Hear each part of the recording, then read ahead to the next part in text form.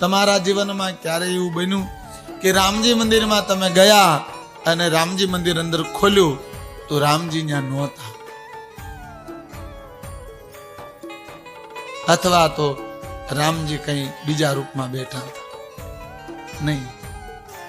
તમે ગમે ત્યારે રામજી મંદિર ખોલો, રામજી પ્રત્યક્ષ બેઠા હોય, તમને દર્શન જ થાય.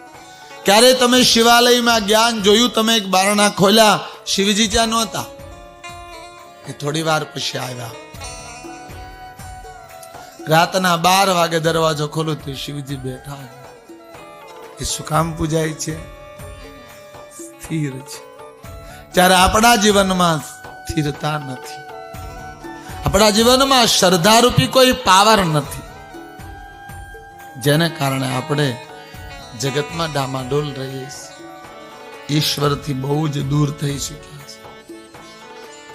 જેટલી તમારી મારી અસ્થિરતા હોય, જેટલી મારી તમારી ચંચલતા હોય, જેટલી મારી તમારી કમજોરી હોય, એટલો મનુષ્ય જગતમાં દુખી ડામાડોલ અશાંત રહે છે.